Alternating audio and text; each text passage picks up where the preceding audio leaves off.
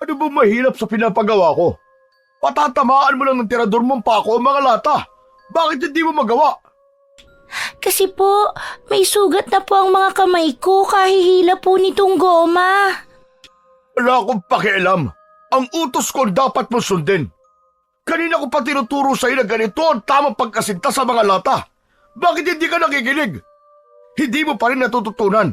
Paulit-ulit na lang. Hanggat hindi mo tinatamaan ng tirador ang mga lata na sa ibabaw ng batong yan, hindi rin tayo matatapos dito. Naiintindihan mo? Masakit na po talaga ang mga daliri ko sa kamay. Hindi ko na po halos mahila ang goma. Ang gusto mo, palo? Para sa'yo rin ito. Para kung wala na kami ng nanay mo, may kakayahan ka nang ipagtanggol ang sarili mo laban sa mga aswang na aatake sa'yo. Bakit naman po kailangan ko silang paghandaan, Tay? Bata pa po ako. Mas gusto ko po makipaglaro sa mga kaibigan ko. Saka hindi naman po totoo ang mga aswang eh. Ang dami mo sinasabi. Gagawin mo ba itutulak kita dyan sa bangin? Wala akong anak na mahina. Hindi ako nag-aalaga ng batang walang alam sa mundo kung hindi ang maglaro. Ang dapat sa'yo, kahit bata pa'y may alam na sa pakikipaglaban. Kaya kumilos ka na kung ayaw mo masaktan. Pero Tay, hindi ko na po talaga kaya. May sugat na po ang daliri ko. Nagulat ang may 10 taong gulang na si Ara nang bigla siyang paluin ng kanyang amang si Mang Peter sa palad. Ang 45 taong gulang niyang ama ay malimit siyang parusahan sa pamamagitan ng pagpalo sa kanyang kamay gamit ang tsinelas nito. 3 magkakasunod na hampas ang tinamo niya mula sa galit na galit niyang ama. Hindi niya maintindihan kung bakit kailangan niyang matutunang gumamit ng tirador para sa mga aswang na tinutukoy nito. 2 taon na siyang nagsasanay at nagagawa naman niya ng maayos kung paano patamaan ng pako ang mga lata. Ngayon lang siya sumablay dahil puro paltos na ang kanyang mga daliri sa kahihila ng kulay itim na goma ng tirador. Idagdag pa ang 5 pako na kung mamalasin ay bumabaon pa sa kanyang mga daliri. Araw-araw, mula umaga hanggang hapon, ay ginagawa niya ang ganong klasing pamumuhay. Tama na po! Susunod na po! Masakit na masakit lang po talaga ang mga daliri ko. Kapag hindi mo napatamaan ang mga latang yan, sa labas ka matutulog. Pasigok-sigok na tiningnan ni Ara ang nasasaktan niyang mga kamay. Namumula at halos namamanhid na sa sobrang lakas ng palo ng tsinelas sa palad niya. Habang ang tirador ay nakasabit sa kanyang braso, dahan-dahan niyang muling hinila ang goma nito at itinutok sa mga lata. Pero dahil talagang masakit na ang kanyang daliri, hindi niya maiwasang hindi manginig ang kanyang mga kamay at nabitiwan niya ang tirador na mas lalong ikinagalit ni Mang Peter. Mabuti na lang at dumating na ang kanyang ina na may 45 taong gulang na rin na si Aling Mildred. Agad itong tumakbo papalapit sa kanila at iniiwas siya nito sa harap ni Mang Peter. Nakita nitong namumula ang kanyang mga kamay, kaya alam ni Aling Mildred na pinalo siya ng ama. Peter! Anong ginagawa mo? Sinaktan mo na naman si Ara? Nako, huwag kang makialam dito, Mildred ha. Tinuturuan ko na ng leksyon ng batang to. Masyado na naaadik sa paglalaro eh. Pati ang pagtuturo ko sa kanya sa paggamit ng tirador ay binabaliwala na niya. Nay! Bakit hindi ako makikialam ay sinasaktan mo ang anak ko? Leksyon, hindi nga naranasan ni Ara ang maglaro, tapos ganito pang gagawin mo sa kanya? Para hindi niya lang nagawa ang gusto mo, papaluin mo ang kamay ng anak natin? Anong klase kang ama? Umahimik ka! Masakit na po na yan daliri ko sa kamay. Pinipilit po ako ni tatay na patamaan ng mga lata. Narinig mo na? Tumigil ka na sa pagtuturo sa anak mo. Huwag mong kalimutang babae si Ara, hindi lalaki. Isang bata na mas kailangan ng tamang gabay ng magulang. Kailan mo pa siya tuturuan? Kapag inatake na tayo ng mga amalanghig, huwag mo rin kalimutan na karamihan sa pinapatay ng mga aswang ay ang mga batang kasing edad niya. Huwag mo rin kalilimutan na anak ko si Ara. Hindi ako makakapayag na saktan mo siya. Ipagpapalit mo ang pesteng pagsasanay mo sa anak natin? Ang hirap sa'yo. Palagi mong kinakampiyan ang anak mo, kaya lumalaki ang ulo eh. Para sa kanya lahat ng ginagawa ko. Para pagdating ng araw, hindi siya matulad sa mga lolo at lola niya na pinatay ng mga halimaw na yon. Kasi walang kakayahang ipagtanggol ang mga sarili. Hinayaan ko lang sila mamatay sa harap ko dahil wala akong alam sa pakikipaglaban. Pero bata pa siya at karapatan niyang mabuhay bilang bata. Ngayon lang ako nakakita ng amang itutulak ang anak sa karahasan. Ituro mo sa kanya ng maayos. Huwag mo ipagpilitan na magagawa niya agad ang gusto mo. Yan! Ganyan! Ako na naman ang masama. Ang gusto ko, matuto ang anak mo. Mahirap pang intindihin yon. Ikaw ang mahirap umintindi. Palaging ang gusto mo ang nasusunod. Hindi ka ba nag-aalala kay Ara? Dumudugo na ang mga daliri niya sa kamay pero baliwala lang sa'yo. Ang hirap sa'yo, puro aswang ang lumalabas sa bibig mo. Huwag mo ipamulat sa anak natin na kailangan niyang maging manunugis ng mga aswang. Huwag mo ipasa sa kanya ang bagay na hindi mo nagawa dati. Kasi duwag ka! Nakakasakit ka na! Baka gusto mong tamaan! Sige, subukan mong ilapat ang nakataas mong palad sa pisngi ko at iiwan talaga kita. Isasama ko ang anak natin. Nahalata ni Ara ang tinitimping galit ng kanyang ama habang matalim itong nakatingin sa kanyang inang nasa likuran niya at nakahawak ang mga kamay sa balikat niya. Nauwi sa matinding pagtatalo, ang dapat sana ay pagtatanggol sa kanya ni Aling Mildred. Dala ng matinding galit ay kinuha ni Mang Peter ang hawak niyang tirador at dinala sa pag-alis. Ni hindi ito umimik nang tumalikod sa kanila. Saka lang siya humarap sa kanyang ina. Malungkot ang mga mata nito nang lumuhod ito sa harap niya at kinausap siya habang hinahaplos-haplos ang kanyang buhok. Ayos lang anak. Pasensya ka na kung nag-away kami ng tatay mo sa harap mo.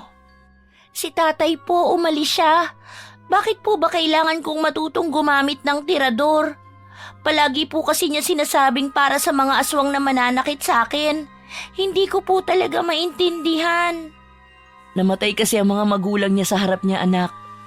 Masakit yun. Lalo pa at wala man lang siyang nagawa para ipagtanggol ang kanyang mga magulang laban sa isang angka ng mga aswang. Kaya simula noon, naging matatakutin na siya. Palaging balisa at hanggang ikaw ay tinuruan na niya kung paanong lumaban. Pinag-aralan niyang mabuti ang tamang paggamit ng tirador. Ikaw na sana ang bahalang umintindi sa kanya, anak. Ganun po pala ang nangyari kay tatay. Kawawa naman po pala siya.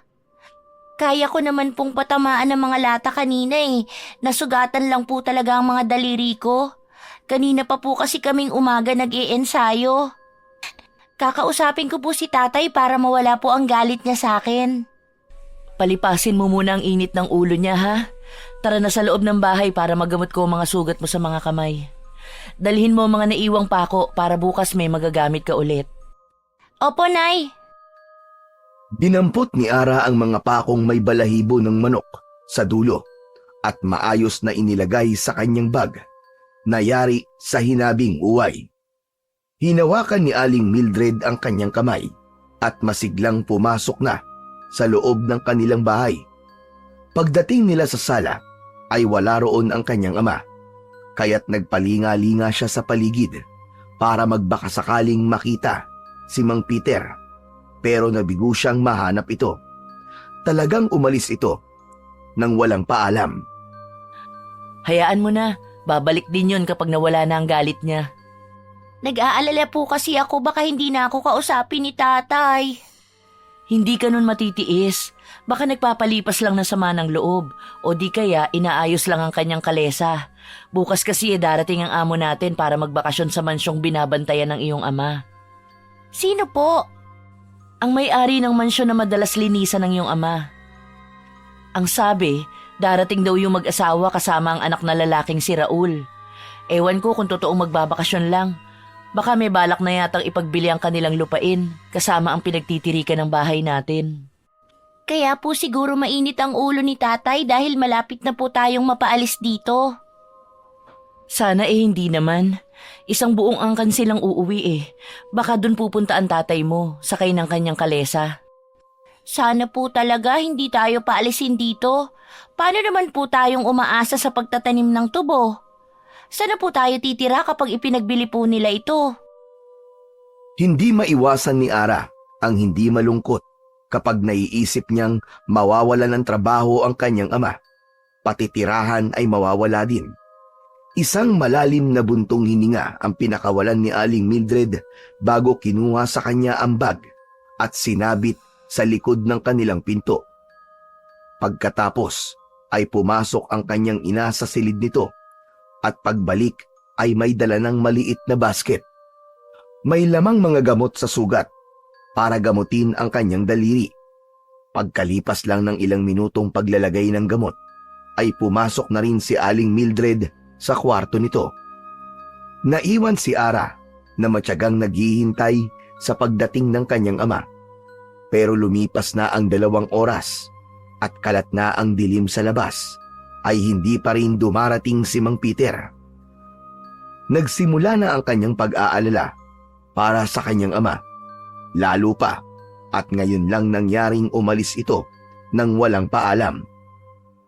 Gusto niyang pagsisihan ang kanyang ginawa na sana ay pinilit na lang niyang sinunod ang utos nito nang hindi na sana sumama ang loob ng kanyang ama sa kanya.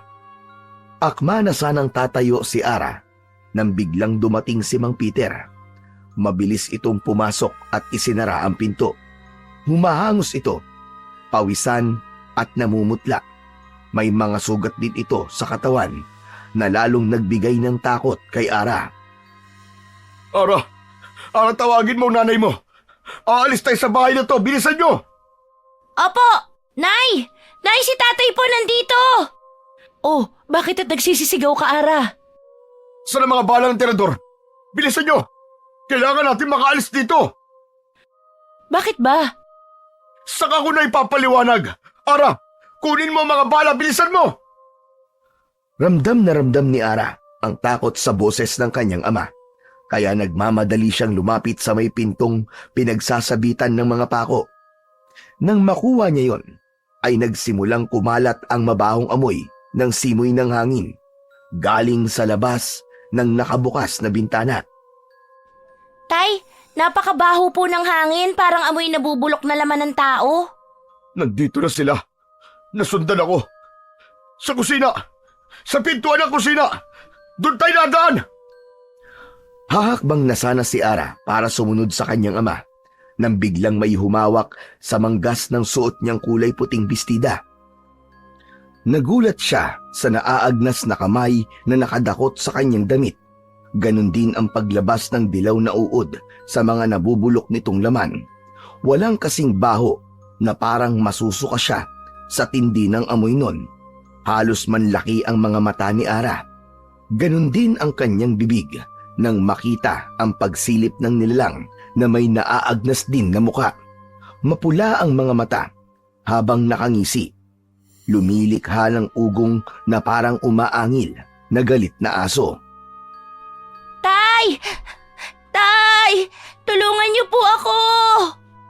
Peter, ano ang mga nilalang na yan? Amalanhig, Mildred! Maraming amalanhig na nasa labas ng bahay natin! Hilahin mo si Ara! Bilisan mo! At papatamaan ko ang noo ng aswang gamit ang tirador na to! Mabilis ang ginawang paghila ni Aling Mildred sa takot na si Ara. Kasabay ng pagpapakawala ni Mang Peter sa pakong D5 na bala sa tirador nito. Tinamaan ang amalanhig sa noo, kaya't nakabitaw ito sa pag-akyat sa bintana. Bumagsak ito sa lupa, pero pinalitan naman ng 2 aswang. Halos itulak sila ni Mang Peter papunta sa pintuan ng kusina para doon lumabas. Lalong binalot ng takot si Ara nang sa paglingon niya sa kanilang likuran. Sa sala ay tuluyan na ngang nakapasok ang maraming amalanhig na puno ng aswang ang buo nilang tahanan. Lahat ay nilalabasan ng mga uod sa katawan at nahuhulog sa kanilang sahig na gawa sa tabla. Napapasigaw siyang napakapit sa braso ni Aling Mildred habang lumalabas sila sa pintuan ng kusina. Diyos ko, Peter! Masyado nang madilim. Saka umuulan. Hindi natin makikita ang daan. Ibang paraan. Kailangan na natin makaalis dito. Hindi ko alam kung saan nanggagaling ang mga malanig na yan. Nagulat na lang ako nang bigla nilang hinarangan ang kalesa ko. Naron, doon ko ipinarada ang kalesa. Bilisan nyo, sumakay na tayo! Mabilis na sumampa ang mag-anak sa kalesa habang si Mang Peter ay sa unahan para patakbuhin ng kabayo. Hinila nito ang tali at sa paglingon nila sa likuran ay nakalabas na ang mga amalanhig sa kubo nila. Mga nag-aagawan pa sa paglapit sa kanila. Tay, nariyan na po sila! Kumapit kayo! Tumakbo ang kabayo bago pa sila maabutan ng mga amalanhig. Lahat sila ay mabibilis ang tibok ng puso. Halos mabingi sila sa ingay ng hangin na humahampas sa kanilang mga tenga sa mabilis na pagpapatakbo ng kalesa. Yakap si Ara ni Aling Mildred ng mahigpit. Diyos ko, nakasunod sila sa atin. Tay, malapit na po nila tayong maabutan. O anak, dahil sa lubak-lubak na daan ng kalsada, kaya mabagal ang takbo natin.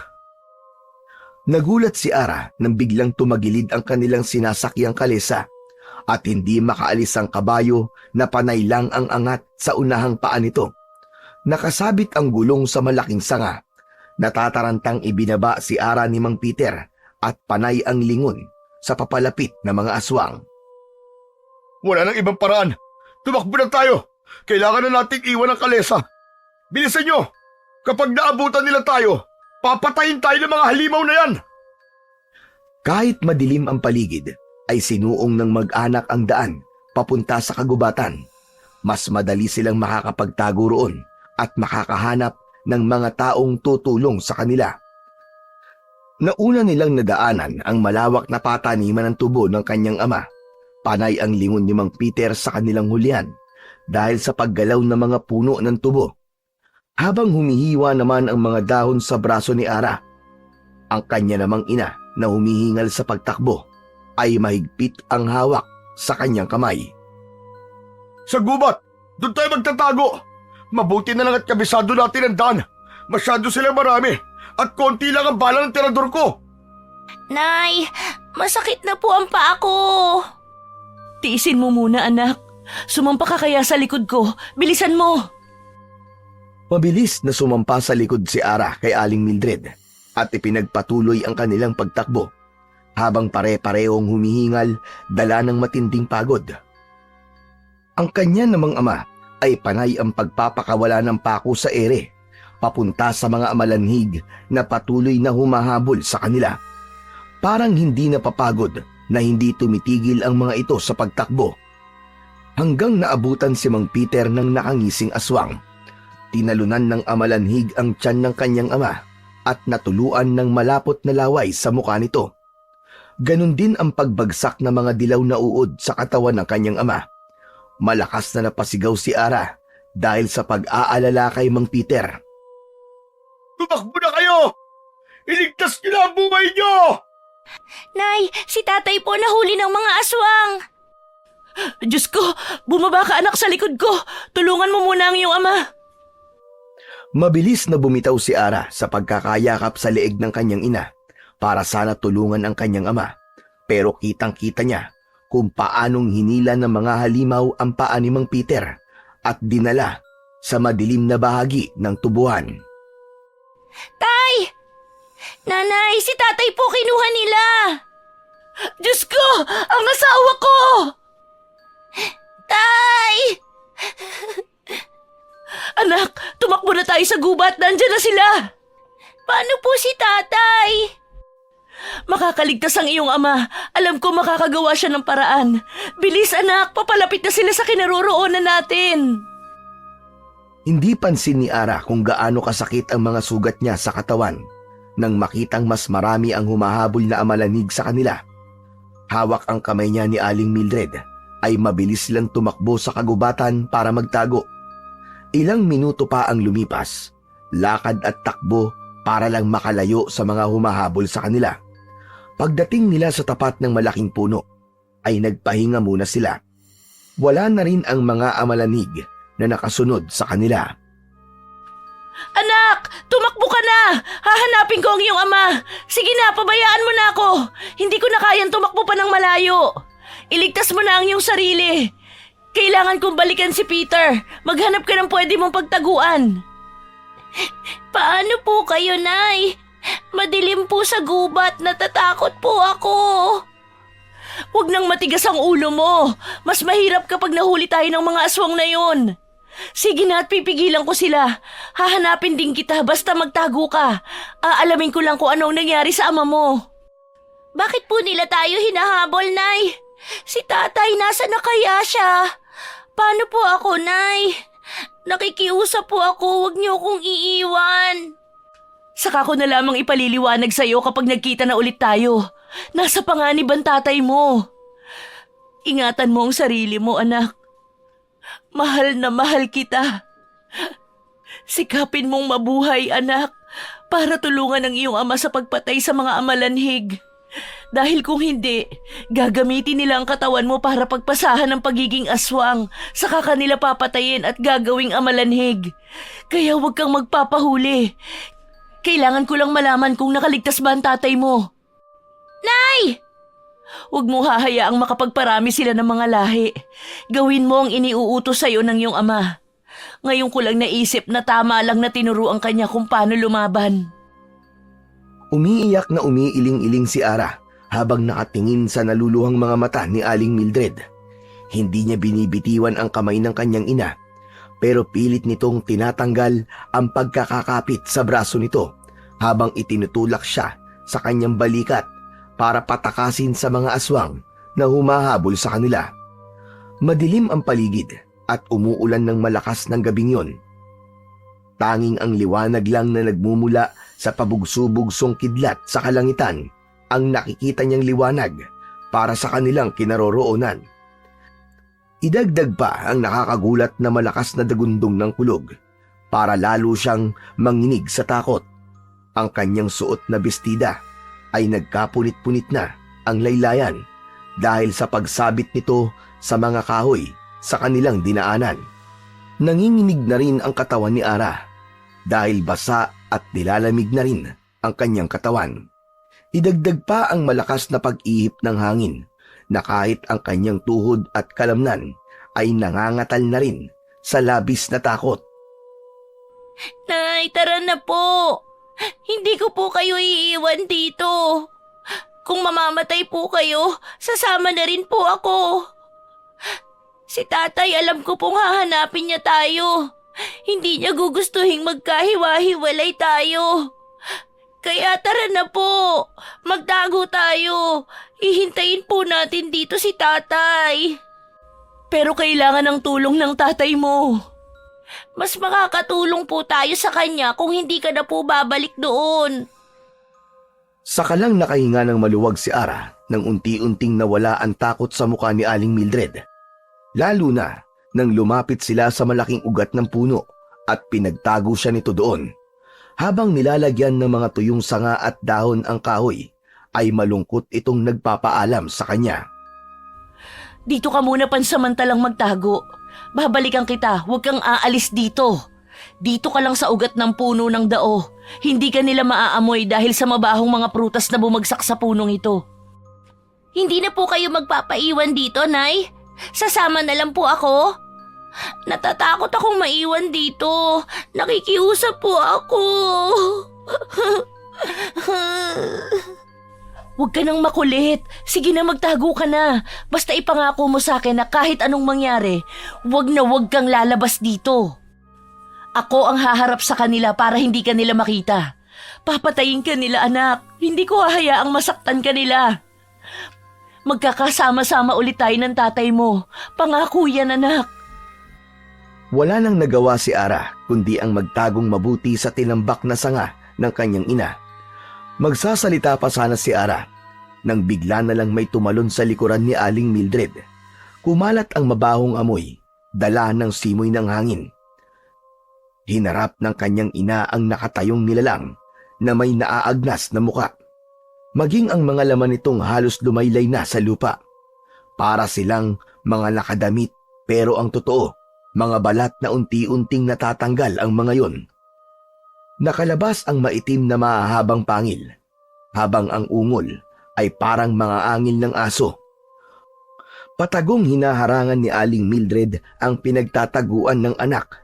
Mabuti na lang at may mga dahong nakatabing sa ugat at kahit madilim ay malinaw niyang naaaninag ang muka ng amalanig.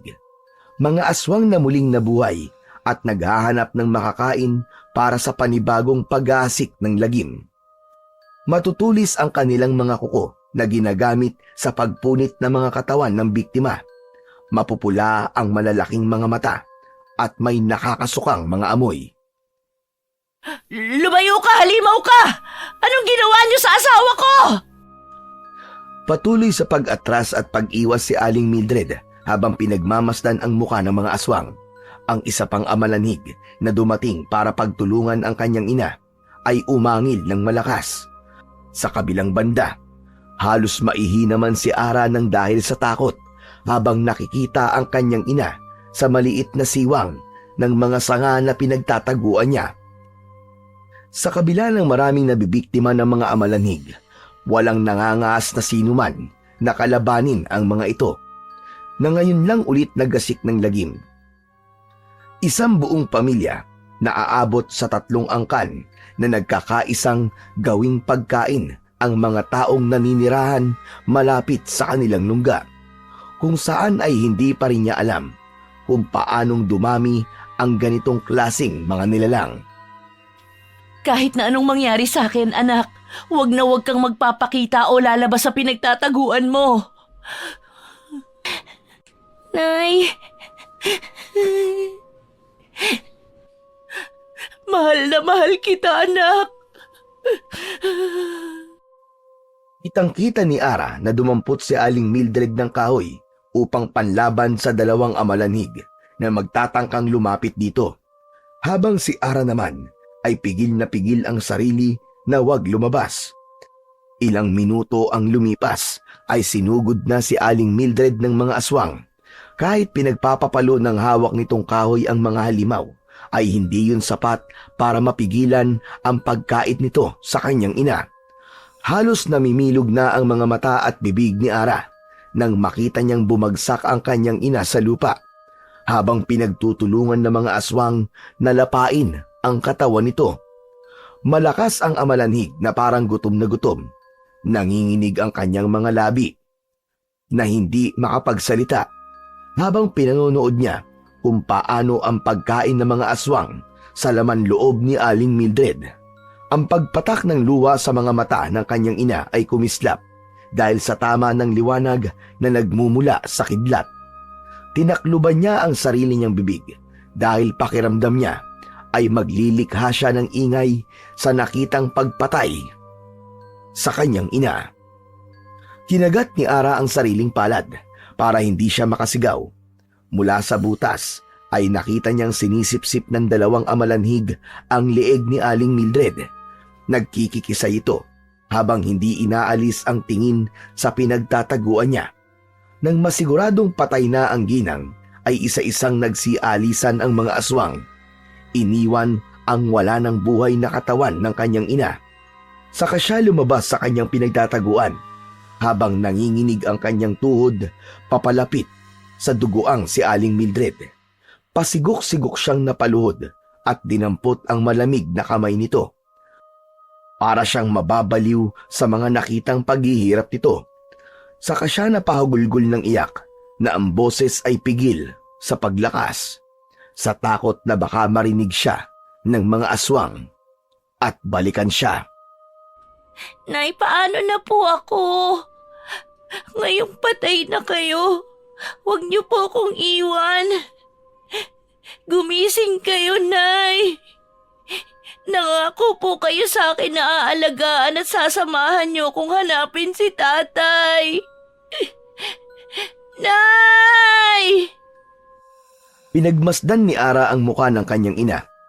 Sa tulong ng magkakasunod na pagguhit ng kidlat, nakita niyang dilat ang mga mata nito.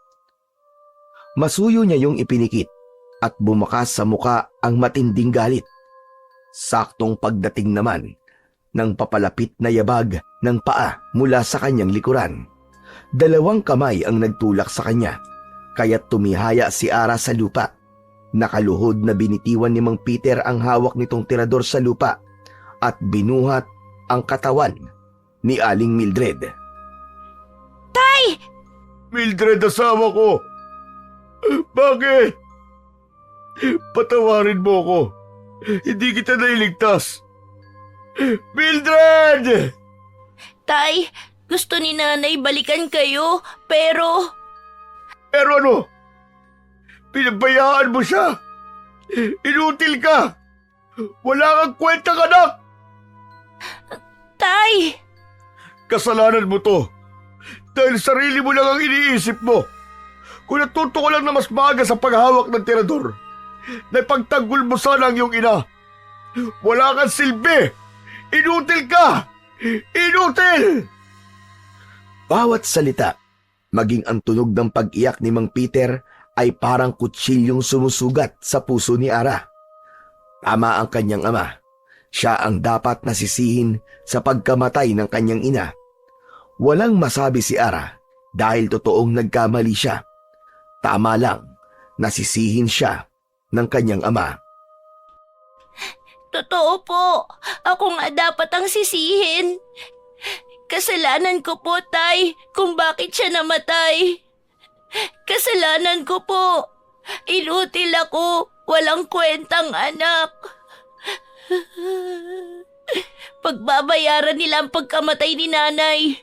Uubusin ko ang lahat ng amalanhig sa baryong ito. Huli na! Huli na! Wala na ang asawa ko. Hindi mo na maibabalik ang buhay ni Mildred. Hinawakan ni Ara ang kamay ng kanyang ina bago muling niyakap ng mahigpit ang nakahigang si Aling Mildred. Binuhat ni Mang Peter ang katawan ng kanyang ina at dinala sa ugat ng puno ng dao. Tinakluban nito ang mga dahon, sanga at mga kahoy ang katawan ni Aling Mildred. Saka sinunog gamit ang posporo. Walang imik si Mang Peter habang nasa tabi si Ara. Tahimik silang nagpaalam sa katawan ng kanyang ina at ipinagpatuloy ang paglalakad palayo sa lugar na yon. Nakasunod lang si Ara sa kanyang ama na panay ang iyak sa daan. Hindi niya na alam kung saan sila pupunta o kung saan sila dadalhin ng kanilang mga paa.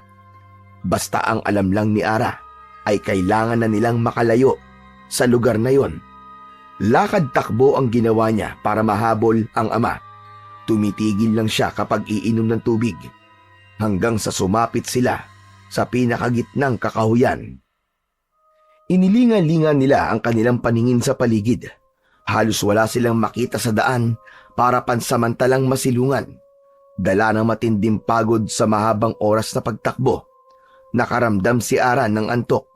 Kasabay ng pagtigil ng ulan, ang paghinto sa paglalakad ni Ara, dahan-dahan siyang bumagsak sa lupa.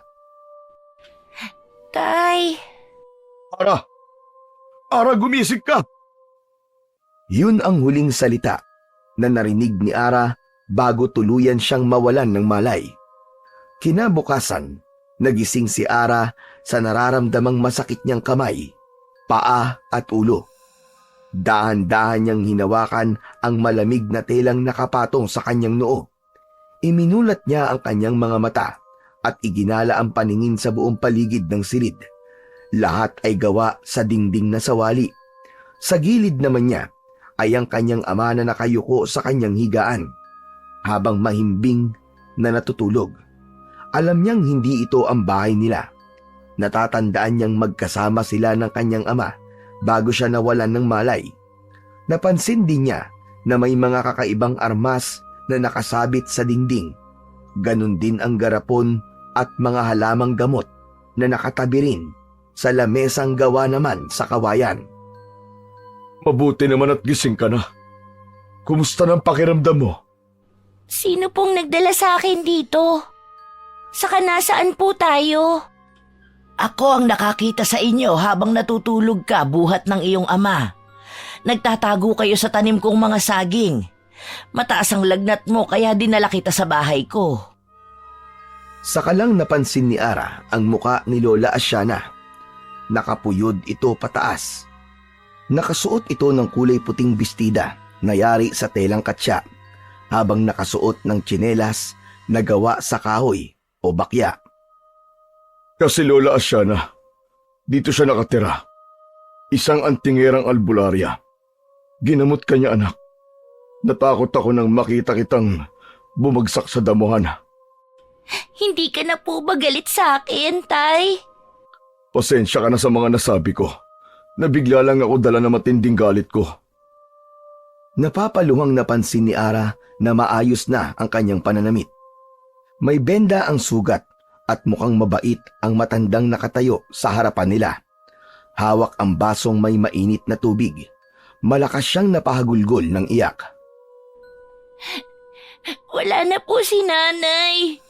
Wala po nilang awang pinatay. At nakita ko lahat, Tay. Ayaw nilang mawala sa isip ko. Para po akong mababaliw kapag naaalala ko kung paano pinatay nila ang ina ko. Sa harap ko po, Tay, wala akong silbi. Hindi ko po siya naipagtanggol. Ganyan din mismo ang naramdaman ko nang mamatay ang mga magulang ko sa aking harapan. Kaya alam ko kung gaano kahirap, anak. Paulit-ulit kong naaalala hanggang sa pagtulog. Kaya natuto kong gumamit ng terador. Sino ang pumatay sa nanay mo, Ara? Ang mga amalanhig po, Lola. Bigla nila kaming sinugod sa bahay. At dahil sa pagprotekta sa akin ni Nanay, siya po ang namatay. Magsasalita pa sana si Ara nang marinig niya ang pagbagsak ng baso sa kanyang tabi. Napansin niya ang pamumutla ng mukha ng matanda. Nabitiwan ni Lola Asiana ang hawak nitong baso.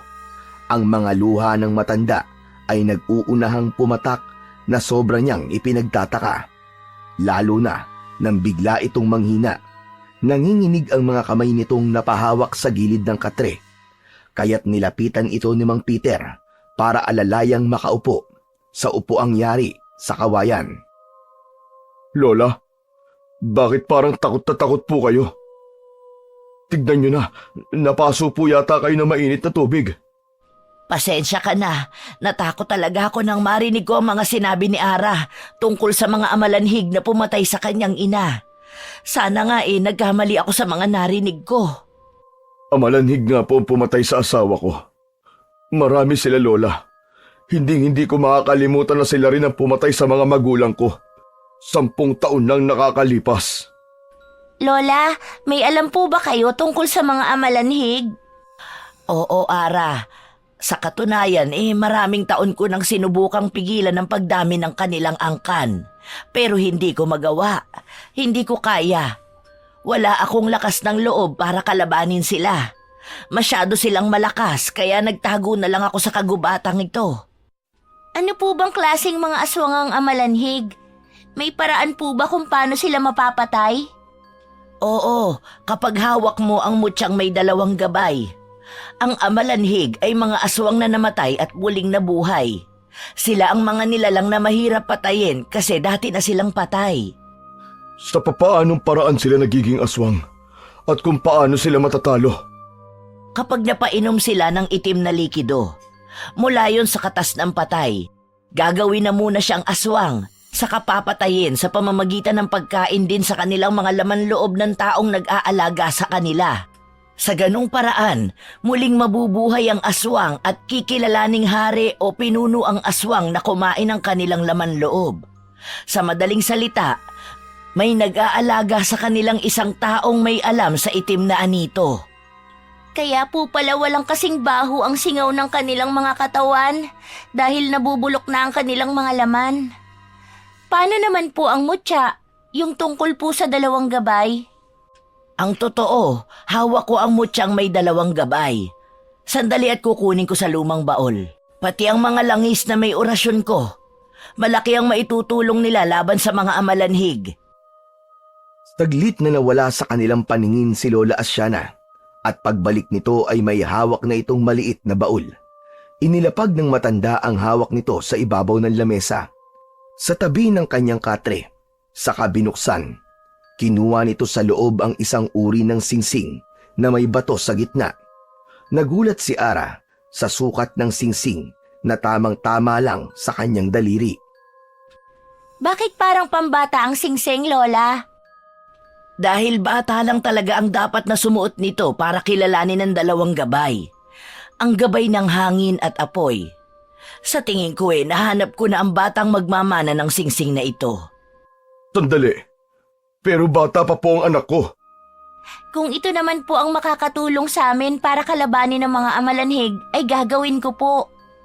Salamat, Ara! Matagal na panahon na akong naghihintay sa batang may malakas ang loob na lalaban sa kanila. Umiyak muna ng malalim si Lola Asyana bago malungkot na tumingin kay Mang Peter, habang si Ara naman ay naghihintay sa susunod na sasabihin ng matanda.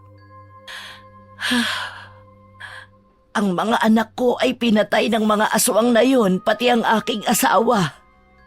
Unang kita ko pa lang sa batang ito, alam kong karapat-dapat siya sa mutya. Ano po ang nangyari sa pamilya niyo, Lola? Kasalanan ko ang lahat, Ara. Itama mo ang pagkakamaling nagawa ko. Yan lang ang magagawa kong tulong para sa inyo. Ang ipagkaloob sa iyo ang mutya. Ang marinig ni Ara ang sinabi ni Lola Asyana ay biglang tumulo ang kanyang luha sa kanyang mga mata. Dahil sa wakas ay mabibigyan niya na ng hustisya ang pagkamatay ng kanyang ina. Dala ng matinding emosyong nararamdaman niya, napasigaw siya ng malakas. Isang mahalagang tao sa buhay ko ang pinatay ng mga amalanhig na yun. Kaya sa pamamagitan ng mutyang ito, Lola, gagawin ko po ang lahat para mapigilan sila. Bago pa may mapatay ulit ang mga amalanhig, pipigilan ko sila. Tinanggap ni Ara ang iniaabot na singsing ni Lola Asyana kahit halata sa mukha ni Mang Peter ang pag-aalala. Isinuot ni Ara ang singsing sa kanyang hintuturong daliri bago tumingin sa mukha ni Mang Peter na hindi mapakali sa kinauupuan. Maya-maya pa ay muling nagsalita si Lola Asyana habang iniaabot nito sa kanyang ama ang langis at itak na malapad ang dulo. Para saan po ito, Lola? Ang langis na ito ang gagamitin ninyong pangpatak sa inyong mga armas. Nakita kong may mga disingkong pako sa loob ng bag mong yari sa uway. Bala yun ng tirador, hindi ba? Samahan mo si Ara sa pakikipaglaban. Hindi niya kakayaning mag-isa. Sa iyo ang aking kampilan. Lagyan mo ng langis ang talim. Kaya pala, nang mahuli ako ng mga amalanhig at nakita nilang tumatakas si Ara, hindi nila ako pinatay. Madali ko sila natalo dahil sa anak ko sila nakatingin. Kaya nga mas dapat ninyong ingatan ang mutya dahil nasa panganib si Ara. Pagkatapos ko malaman na bumalik na ang mga amalanhig, may dahilan na ako para singilin sila sa pagkamatay ng aking mga magulang. Kailangan ng matinding paghahanda at pagbubuhay sa bisa ng mutya. Bago kayo sumabak sa laban, mahalagang matutunan ninyo kung paano talunin ang mga amalanhig. Kaya ko po ba silang labanan, Lola? Marunong na po akong gumamit ng armas ko. Matagal na po kaming nagsasanay ni tatay. Kaya masasabi ko pong handa na po ako. Pero kung mas kailangan pa pong madagdagan ng kakayahan ko, nakahanda po ako, lalo na sa orasyon. Tayong dalawa anak ang haharap sa mga aswang na yun. Bibigyan natin ng hustisya ang pagkamatay ng iyong ina at ng aking mga magulang. Tandaan ninyong hindi madaling matalo ang mga amalanhig. Madalas may makikita kayong tao na hindi ninyo magagawang saktan. Susubukin kayo ng katatagan ninyo sa kung paano nyo sila haharapin. Mabilis lang silang makapagparami, lalo pa kung ang kanilang mga biktima ay hindi nasunog ang mga katawan. Pagkalipas ng 2 araw ay babangon sila bilang isang amalanhig na hayok sa laman. Kahit hindi sila mga aswang na nabubuhay pa, Kapag nakainom sila ng likido, magiging halimaw sila o kahit mahahawa sa kagat nila. Paano po nangyari yun? Malakas makapanghawa ang malalapot nilang laway. Hindi sila agad na magiging aswang habang kinakain sila. Kailangan muna nilang mamatay bago muling mabuhay bilang amalanhig. Hindi ka nila makikilala tulad ng nangyari sa mga anak ko. Isa sa mga amalanhig ang anak at asawa ko. Kaya hindi ko sila magawang kalabanin para patayin. Awa ang naramdaman ni Ara habang pinagmamasdan niya ang matandang nakayuko. Si Mang Peter naman ay malungkot na hinawakan ang talim ng itak at nag-aalalang napasulyap sa suot na singsing ni Ara na may 2 gabay. Babanggit ka lang, Ara, ng mahalagang orasyon para palabasin ang mga gabay. Wag na wag kayong papatalo sa makikita nyo kung ayaw nyong pati kayo ay matulad sa kanila. Sambitin mo ng malakas ang orasyong debeno 3 beses kapag nasa harap kayo ng mga aswang. Lalabas ang 2 gabay para tulungan ka at ikaw lang ang may kakayahang makakita sa kanila. Matagal bago hindi nakapagsalita si Ara habang nakatingin sa suot niyang singsing. Napatingin sa kanya ang matanda. Niyakap siya nito ng mahigpit. Hindi niya alam kung paano siyang magsisimula, pero naramdaman niya ang pagsisisi sa yakap nito. Napakasaya ko. Pwede na akong mawala sa mundo para makapagpahinga. Lola, huwag po kayong sumuko. Habang nabubuhay po tayo, may pag-asa. Tuluyan na ngang napaiyak si Ara sa bisig ni Lola Asiana, hanggang pati si Mang Peter ay lumapit na rin sa kanila at nagkayakapan ang 3 ng mahigpit. Ilang araw ang lumipas ay nagsimula na sina Ara at Mang Peter sa pagsasanay gamit ang kanilang mga armas. Ang tirador kay Ara na mas humusay sa pag-asinta sa mga lata na ginagamit nitong target. Ang kampila naman na dating sandata ng matanda ang napunta kay Mang Peter. Gulat na gulat ang lalaki nang makita ang husay ni Ara sa paggamit ng tirador. Hindi nito akalain na magagawa niyang patamaan ang lahat ng lata kahit inihahagis pa ito sa ere. Nakita ni Ara ang masayang mukha ng kanyang ama habang pinanonood siya nito. Isang gabi ay nagpaalam na si Ara at Mang Peter kay Lola Asiana para simulan na ang paghahanap sa mga amalanhig. Mag-iingat kayo sa pupuntahan ninyo. Alam mo na rin, Ara, ang mga gabay na taglay ng iyong mutya. Kung kinakailangang itago mo ang iyong singsing, gawin mo para walang makakakita nito. Tandaan ninyong ang mga amalanhig ay inuutusan ng taong may kakayahan sa itim na kapangyarihan. Mag-iingat din po kayo, Lola. Babalik po kami ni Ara ng buhay. Gagawin namin ang lahat para magtagumpay sa laban na ito. Aalis na po kami. Ikaw na ang bahala, Peter, kay Ara. Kailangan niya pa rin ng tamang gabay na galing sa ama. Umaasa akong wawakasan na ninyo ang paghahasik ng lagim ng mga aswang. Nang makapagpaalam sa matanda, ay nagsimula na ang 2 sa paglalakad. Inayos ni Ara ang sakbit na bag, habang ang tirador ay nakasabit sa kanyang leeg. Ganon din ang kanyang suot na singsing na binalutan niya ng tela sa kanyang daliri.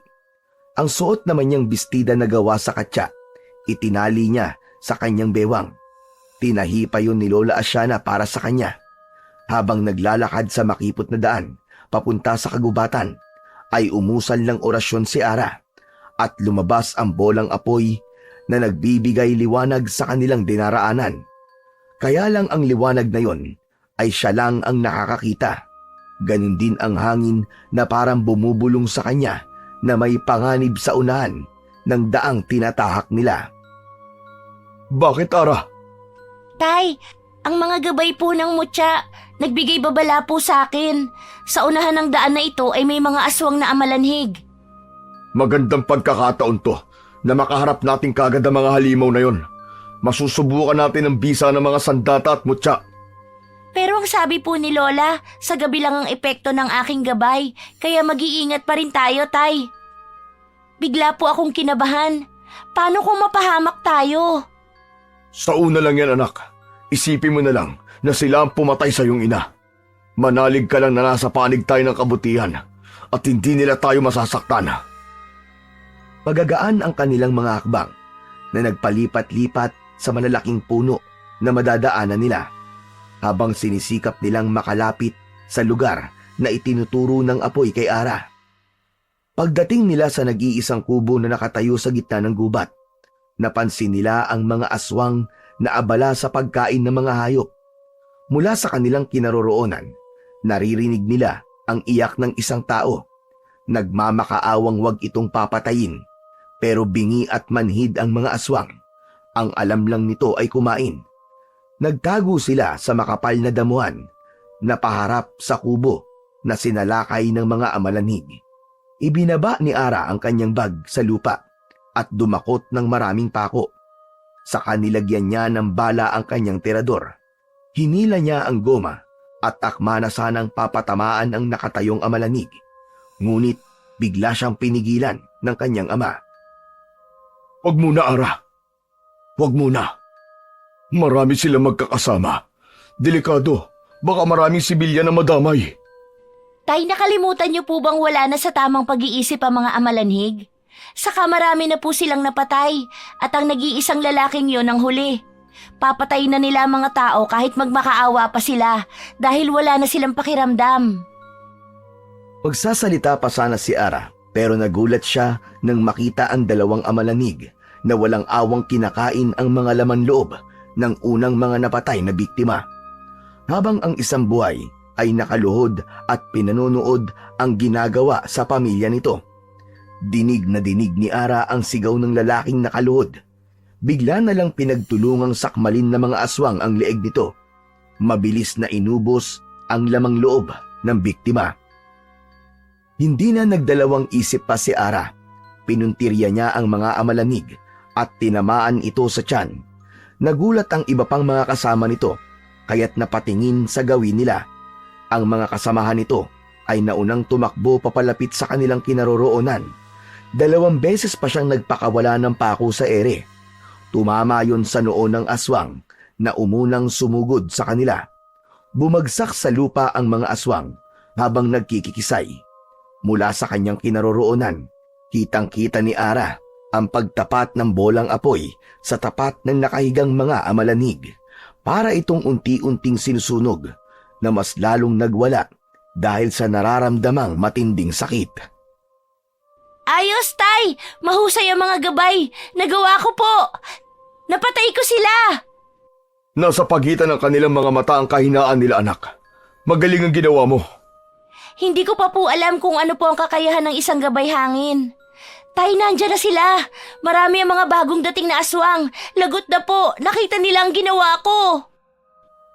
Matapang na hinarap ni Mang Peter ang mga papalapit na 3 amalanhig at gulat na gulat din ito sa bisa ng hawak nitong kampilan. Hindi pa nasiyahan si Mang Peter sa pagpapatumba sa mga aswang. Pinagputol-putol nito ang kamay, paa at ulo para hindi na muling mabuhay. Pero dahil sa langis na ipinahid nito sa tilim bago sila umalis, matagumpay na natalo nila ang mga aswang. Pero biglang may mga sumulpot na mga amalanhig na nanggaling sa kabilang daan at mabilis na tumakbo sa kanilang kinaroroonan. Sinadya nilang magpahabol papunta sa gitnang kagubatan, saka huminto sa pagtakbo at humarap sa mga kalaban. Matapang nilang hinintay ang pagdating ng mga aswang. Nang makaharap nila ito, ay nakita ni Ara ang matapang na anyo ng mga amalanhig. Tumutulo ang mga kulay itim at malapot na laway. Napakabaho ng kanilang paligid, kaya alam nilang napapalibutan na sila ng mga amalanhig. Mapupula ang mga mata na maririnig ang malalakas na pag-angin ng mga yon. Iwinasiwas ni Mang Peter ang itak sa ere, habang si Ara naman ay nagpakawala ng pako at pinatamaan ang mga malalapit sa kanila. Muli siyang nagbala ng pako sa kanyang tirador at inasinta ang mga aswang. Kanya-kanya ang bagsak sa lupa habang nagkikisay. Saktong napadaan ang isang matangkad na lalaki sa mga amalanhig at hinawakan ito ng mga aswang. Ulong! Tulungan niyo ako! Raul, Tay, kilala niyo sila? tulungan natin siya. Amo ko siya, bilisan mo! Ara, patamaan mo ang aswang sa noo! Nilapitan nila ang kinaroroonan ng lalaki habang nakikipagpambuno ito sa mga amalanig.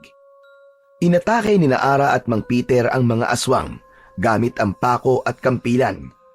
At direkta nila yung isinasaksak sa mga noo ng kalaban na nakayuko habang pilit na kinakagat si Raul.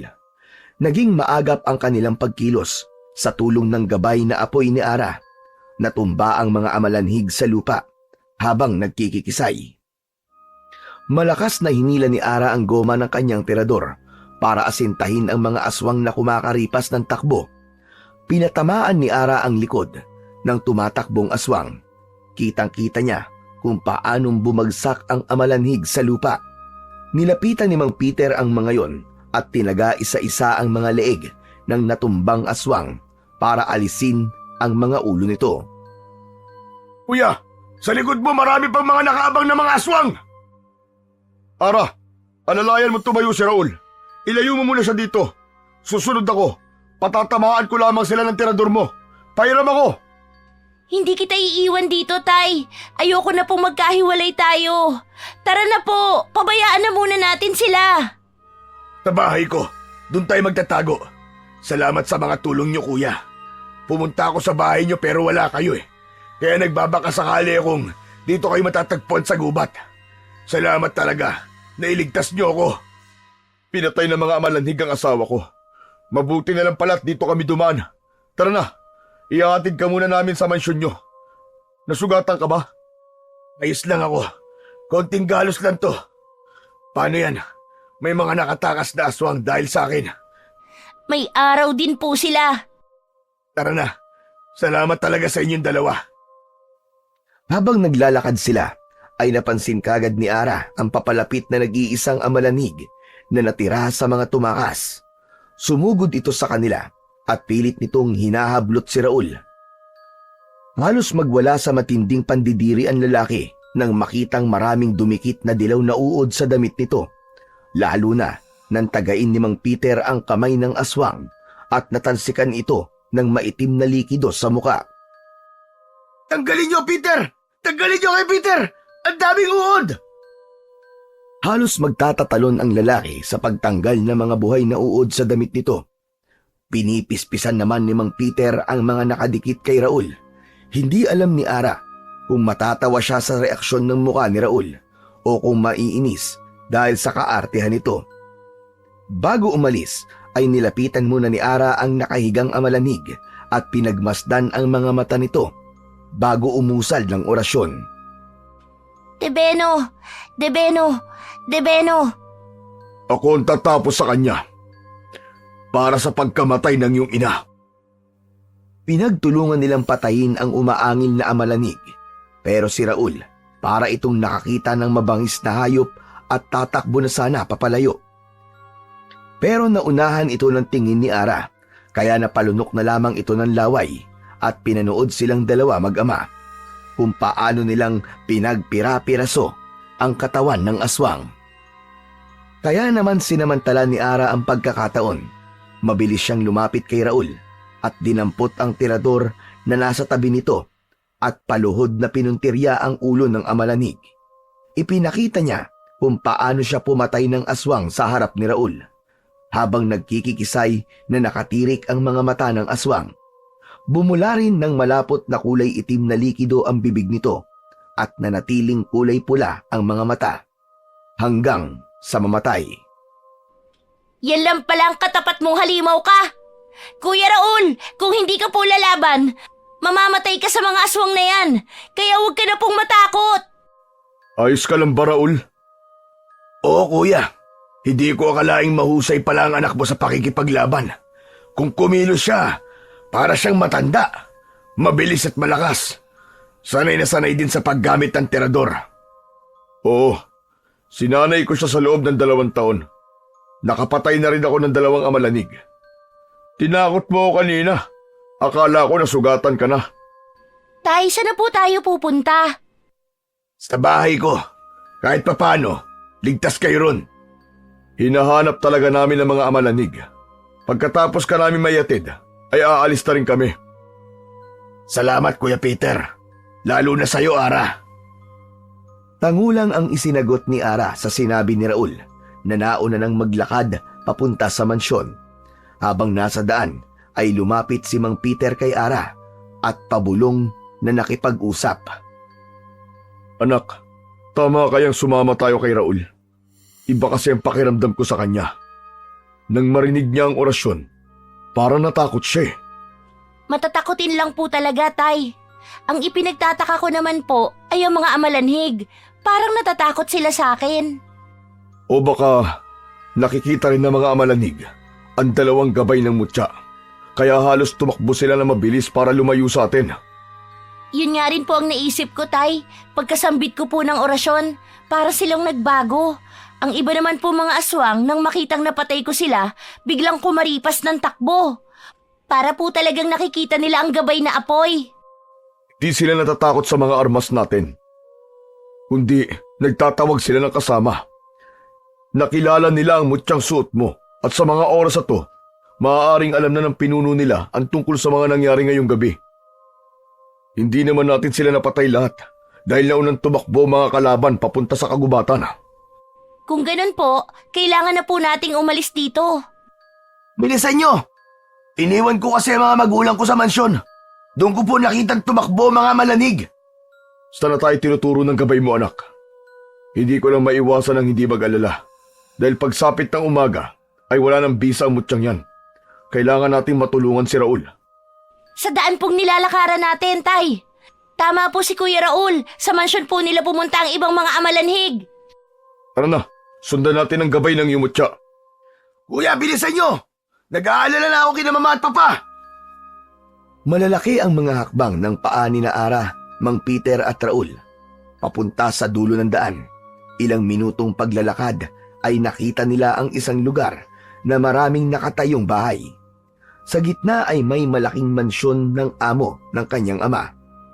Walang tao silang nakita, maliban sa magandang babae na nakatayo sa pintuan ng mansyon. Niyakap ito ni Raul at mabilis na pumasok sa loob. Hanggang sala, iginala ni Ara ang kanyang paningin sa kabuuan ng buong bahay. Wala naman siyang nakitang bakas ng amalanig, pero doon sila itinuro ng kanyang gabay. Tay, hindi maganda ang kutob ko sa lugar na ito. Patuloy pong umiikot ang gabay na apoy sa kabuuan ng sala. Napatitig si Ara sa nakatayong babae sa tabi ni Raul. Nang makita ang suot niyang singsing, ay napaatras ito at nag-aalalang napatitig sa mukha ni Ara. Pero imbis na lapitan, ay pumasok pa ito sa loob ng kusina. Ang nakapagtataka ay ang takot sa mga mata ng babaeng katabi ni Raul kanina. Habang nakaupo sa sala ang lalaki, nawala ang bakas ng takot sa mukha nito. Nakadipa ang mga braso habang nakatingin sa kanila. Naalala niyang hindi niya naitago ang mutya sa kanyang daliri. Mabuti na lang at si Raul at ang babae pa lang ang nakakakita sa kanyang suot na singsing. Kaya lang, kapansin-pansin na parang nawala ang takot sa muka ni Raul. Magpapaalam na rin po kami, Kuya Raul. Maayos naman po pala dito at walang mga amalanhig. Salamat sa paghatid, ha. Hindi man lang ba kayo magsasalabat? Sa dami na napatay niyong aswang kanina, kailangan niyo magpahinga na muna. Huwag ka na mag-abala pa. May pupuntahan pa kami. Tangka na sanang aalis sina Ara at Mang Peter sa harap ni Raul.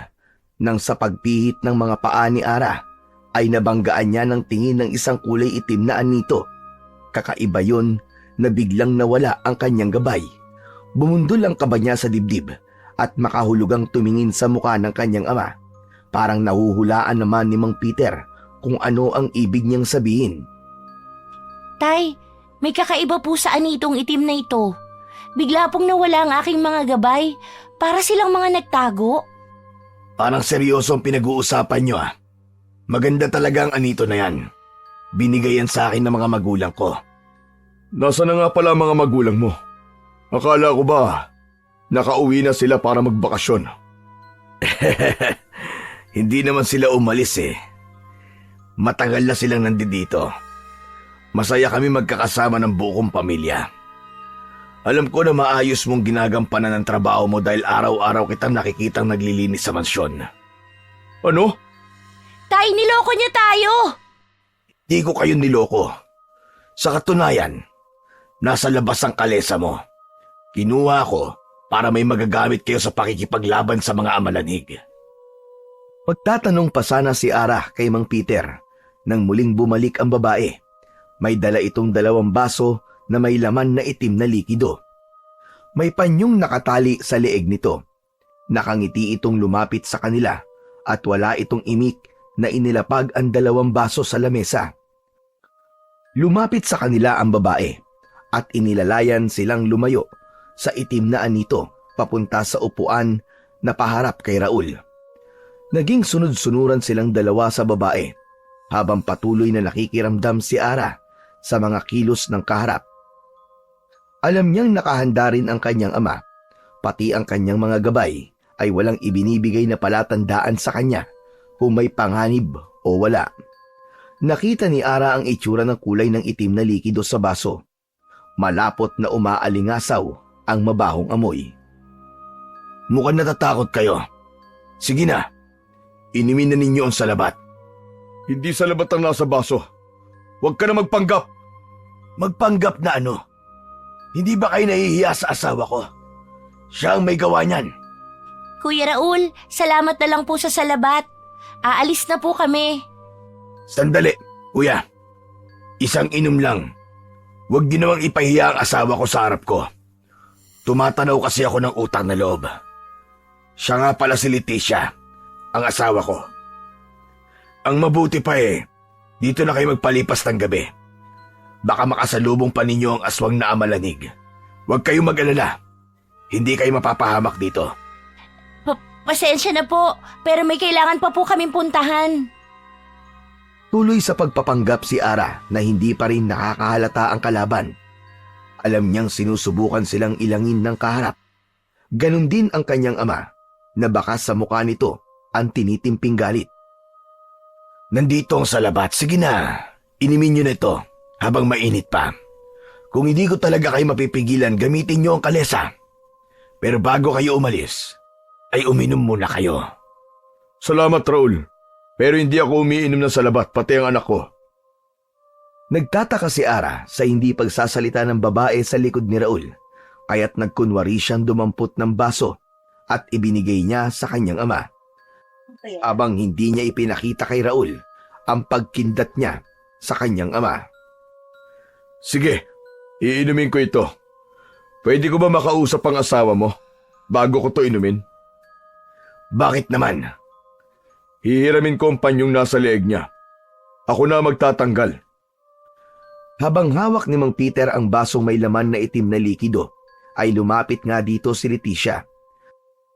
Nagulat si Raul at Ara sa biglang paghablot ni Mang Peter sa panyo na nasa leeg ng babae at sa pilitang ipinainom dito ang likidong hawak ni Mang Peter. Sa dami ng nainom ng babae, nanlalaki ang mga mata nito na napahawak sa sariling leeg habang pilit na iniluluwa ang salabat. Akala niyo ba, hindi ko alam na balak niyo kaming gawing aswang? Ngayon, namnamin ng asawa mo ang likidong salabat na sinasabi mo. Teka, anong ginawa mo? Mabuhay kang mag-isa, kasama ang amalanhig mong asawa. Sa sobrang galit ay namula ang mga mata ni Raul. Sumigaw ito ng malakas habang ang asawa nitong nakainom ng itim na likido ay bumagsak na sa sahig. Nagkikikisay na hawak pa rin ang sariling leeg hanggang umangil ito na parang aswang. Saktong nagsilabasan ang mga amalanig mula sa nakasaradong silid at pinunteriya agad ang nakahigang si Leticia. Lasapin mo ang sakit habang pinapanood ang mahal mo na kinakain ng mga amalanhig sa harap mo. Hindi! Huwag ang asawa ko! Wala nang nagawa si Raul nang halos pag-agawan ng mga amalanhig ang katawan ng asawa nito. Kitang-kita nila kung paanong hinuhugot ng mga aswang ang lamang loob ni Leticia at parang sabik na pinag-aagawan ang karne ng asawa nito. Takbo na! Sa labas tayo, anak! Walang bisa ang kapangyarihan mo dahil saan ito nandito? Saan kayo pupunta? Bumalik kayo rito! Magbabayad kayo sa ginawa niyo sa asawa ko! Mabilis ang kanilang takbo papunta sa harapan ng mansyon. Akala nila nasa loob lang ang mga amalanig, pero nagkamali sila dahil nasa labas ang lahat, nakaabang sa kanila. Wala na kayong takas. Mapapasama na kayo sa mga angkan ko. Hindi kayo makakalayo. Inilinga ni Ara ang mga mata sa paligid. Ganon din ang kanyang ama na nakita ang kalesa na nakaparada sa harap ng bakuran. Ito pala ang ginamit ni Mang Raul para hanapin sila at magpanggap na nahuli ng mga aswang.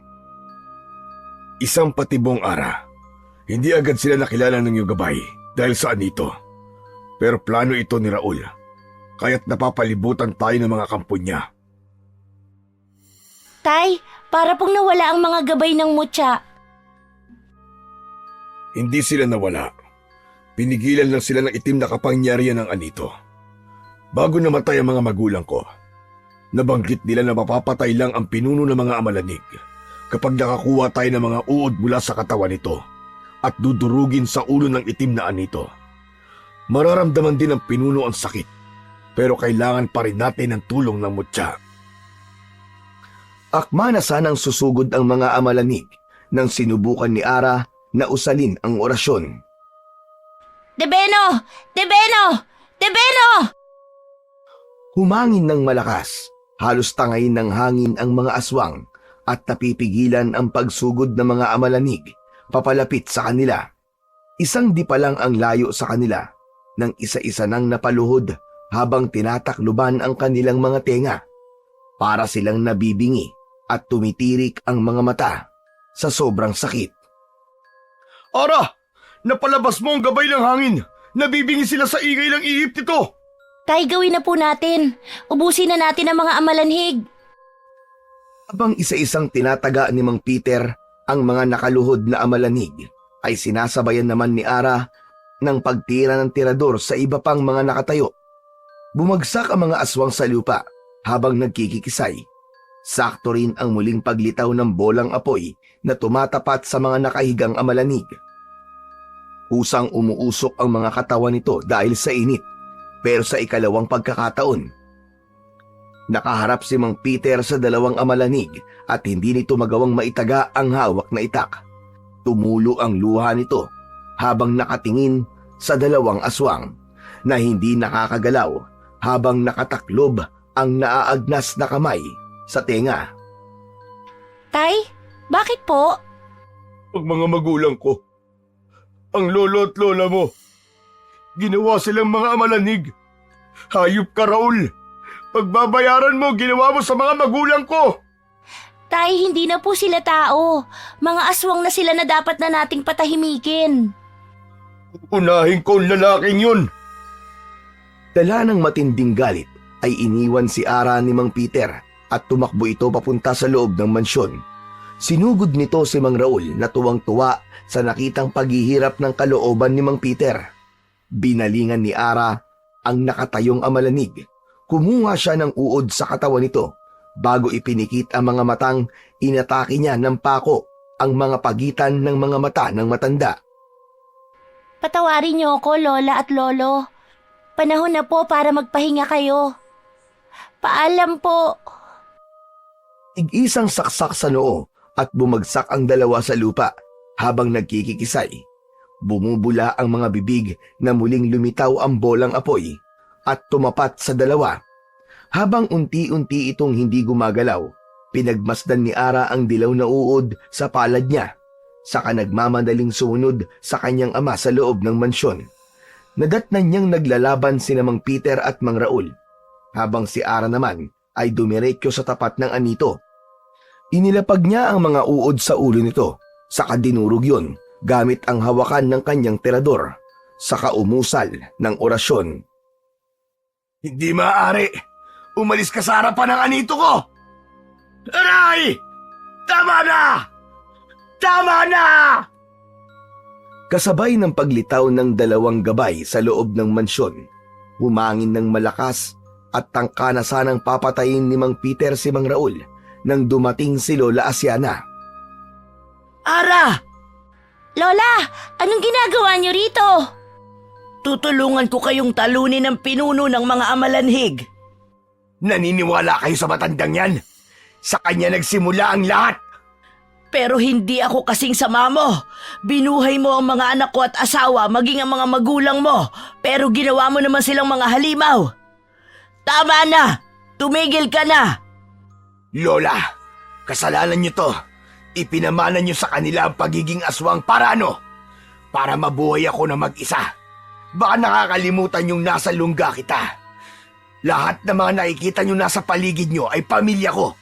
Bago pa man tumama ang gabay ng mutya sa katawan ko, mapapatay na rin kayo ng alagad ko.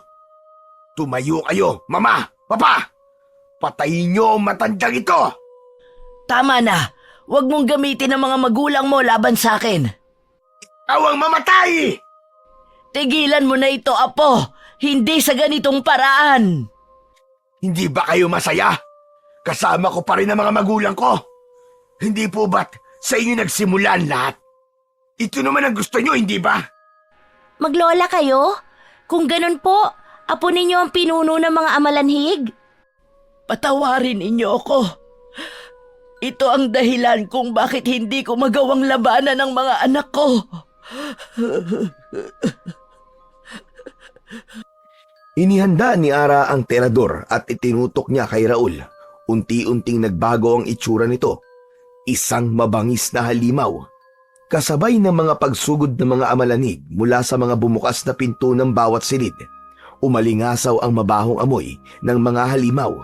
Saktong gumala ang mga gabay sa palibot ng sala, kaya hindi agad makakilos si Raul hanggang ang mga kampon nito ay hindi na rin nakagalaw. Napansin ni Ara ang natirang baso na may laman na itim na likido. Kinuha niya yon at ipinainom kay Raul. Bumagsak ito sa sahig habang pinipilit isuka ang kanyang nainom. Pinipigilan ito ng gabay na makakilos, pero nauwi din sa pagkikisay ang katawan nito. Lahat ng mga amalanhig na sumugod sa kanila, maging ang mga magulang nito, ay kinain ang lamang loob ni Raul. Nakapikit si Lola Asiana habang umiiyak ng malakas. Sumama na po kayo sa amin! Dito na lamang ako. Isarado ninyo ang pinto. Ngayong wala na ang apo ko. Gusto ko na ring mamatay kasama ang aking pamilya. Hindi mo sila pamilya. Kami na ang bago mong pamilya. Tara na po! Bago pa nila mapansin tayo, nasa labas ang kalesa. Papaulanan sila ng pako ni Ara para matapos na ang kanilang pambibiktima. At si Raul, hindi na siya mabubuhay dahil kontra sa kanya ang sariling laway ng mga kampon niya. Umalingasaw ang mabahong amoy at sa isang iglap ay nakatayo na ang mga amalanig. Kaya't inalalayan nila ang matanda papunta sa labas ng mansyon. Agad na pinakawalan ni Ara ang tirador at si Mang Peter naman ay sinalubong nito ang mga halimaw gamit ang kampilan. Hinarap nito ang mga sumusugod sa kanilang kinaroroonan. Sa pagkawala sa ere ng mga pako ni Ara, sinalubong ito ng pagtalon ng mga aswang na alagad ni Raul, kaya nagawa nilang makatakbo bago sila maabutan ng mga aswang. Pero nadapa si Ara at nabitiwan niya ang tirador. Sakto rin ang pagdagan sa kanya ng mga amalanig sa katawan niya. Mabilis na umusal ng isang dasal si Ara. Tebeno! Tebeno! Tebeno! Lumiwanag ang singsing na tanging si Ara lang ang nakakakita. Nasilaw ang mga aswang at napataklob ng mga mata. Ganon din ang pagkabingi sa malakas na hangin na tumatama sa tenga nila. Mabilis na tumayo si Ara at inasinta isa-isa ang mga ulo ng mga amalanig. Ganon din ang kanyang ama na patuloy sa pagtaga sa mga aswang. Isa-isang bumubulagta sa lupa ang mga kalaban at nagkikikisay na nakatirik ang mga mata. Walang natira sa mga aswang. Iginala ni Ara ang kanyang paningin sa buong bakuran. Nagkalat ang mga katawan ng amalanig at sinabayan ng pagpatak ng ulan. Tapos na. Naubos natin anak ang mga aswang. Nagtagumpay tayo sa tulong ng 2 gabay ng mutya. At sa pangatlong gabay natin, tatay, ang Diyos, hindi po niya tayo pinabayaan. Iniligtas niya tayo. At matatahimik na rin ang kalooban ko. Masayang masaya si Ara sa tagumpay na kanilang nakamit at nilapitan nila ang kalesa na naghihintay sa kanila sa labas ng bakuran. Pagkasampa nila at maalalayan si Lola Asyana sa pag-akyat, ay hinikit ni Mang Peter ang tali ng kabayo. Kumapit po kayo, Lola! Ha! Ha! Mabilis na tumakbo ang kabayo paalis sa tapat ng mansyon. Kasabay ng pagsilip ng araw sa kanilang dinadaanan ang paglayo nila sa lugar na may nakakasulasok na amoy. Ano natutunan mo sa mga nangyari, Ara? Ang aral po na hindi porket bata pa, wala nang kakayahan. Hindi na magsasanay para lumaban. Hindi po dapat magpapadala sa takot at panatiliin ang kabutihan sa puso.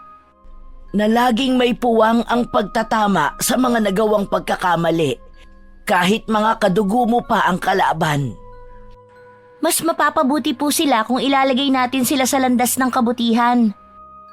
Patawarin ang mga sarili bago po magtiwala sa iba, kagaya ng ginawa ninyo, Lola, sa pagbibigay ng tulong niyo po sa amin. Pabalik na tayo, anak, sa dati nating bahay. Kasama si Lola Asyana. Masiglang pinatakbo ni Mang Peter ang kabayo habang nakangiti sina Ara at Lola Asyana. Malaya nilang tinanaw ang malawak na pataniman ng tubo na nag-iwan sa kanila ng isang alaalang hindi kailanman makakalimutan.